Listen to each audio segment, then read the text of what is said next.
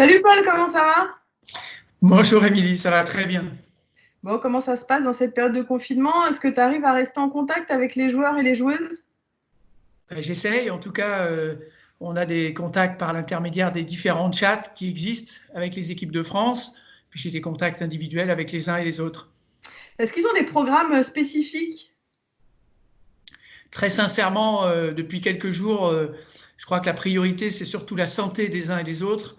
On est vraiment dans un esprit pour l'instant de respect du confinement, d'essayer que chacun prenne bien soin de lui et de son entourage. Je crois que c'est vraiment la priorité. Tout le monde a pris conscience de la gravité de la situation. Donc je crois que pour l'instant, dans l'immédiat, c'est ça, avec le souci de rester dans un premier temps simplement en bonne forme physique.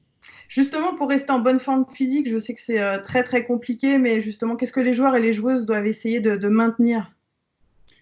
Bah, ils ne sont pas tous dans les mêmes situations, dans les mêmes configurations.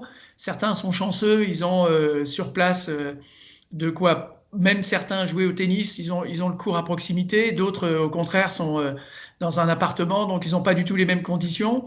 Ce qui est important pour l'instant, c'est de s'adapter justement à ces conditions, essayer de trouver tous les moyens, faire preuve d'astuce, et puis essayer quand même de s'entretenir physiquement par tous les moyens.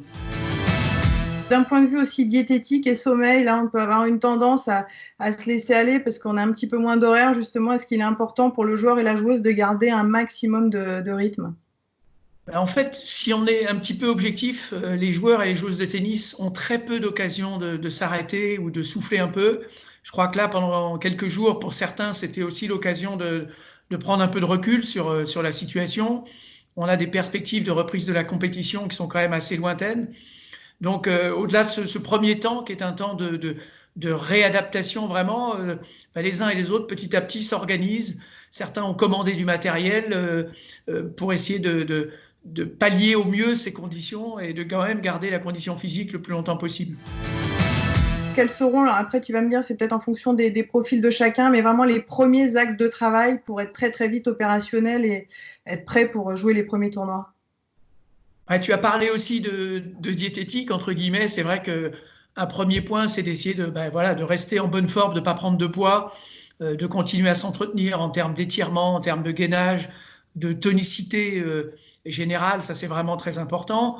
Le deuxième aspect, c'est peut-être d'essayer de garder un travail cardio. Et ça, c'est peut-être le plus difficile pour ceux qui n'ont pas d'espace. Il y en a qui ont la chance d'avoir un vélo, d'avoir un tapis, d'avoir Une peut-être corde un à peu plus de sauter? place. Comment? Une corde à sauter? Bah, une corde à sauter, alors on peut toujours trouver des moyens de travailler, mais forcément, selon les conditions, c'est plus ou moins facile. Mais c'est très très important de garder une condition physique générale. Il sera toujours temps, au fil des semaines, et malheureusement ou heureusement, on espère qu'à un moment donné, ce confinement se terminera et qu'on aura une perspective de reprise de la compétition. Et à ce moment-là, on pourra établir un programme encore plus précis, encore plus intense, pour vraiment se préparer à la compétition. Est-ce que tu as un ou des conseils à donner justement aux fans de tennis qui nous regardent? Ben, d'un seul coup, il ne faut pas se transformer, des choses qu'on ne fait jamais, et il ne faut pas se mettre à les faire d'un seul coup en grande quantité. Il faut faire quelque chose de très progressif, surtout quelque chose de régulier. Je pense que ce qui est pas mal, c'est de se donner des temps dans la journée où on fait quelque chose comme si on avait un emploi du temps un peu régulier, se dire, bah, tiens, le matin, qu'est-ce que je peux faire à une heure précise quand je me lève? Voilà, on peut faire une demi-heure d'étirement, de mobilisation générale, et puis à d'autres moments dans la journée, peut-être en fin de journée, se dire, tiens, là, je vais faire un peu plus d'exercice de renforcement ou d'exercice cardio. Se donner des temps dans la journée assez réguliers où on fait quelque chose de manière à rythmer sa journée et vraiment se motiver pour garder la condition. Bah écoute, merci Paul, et puis toi garde la condition, et puis je te dis à très vite. À bientôt, avec plaisir.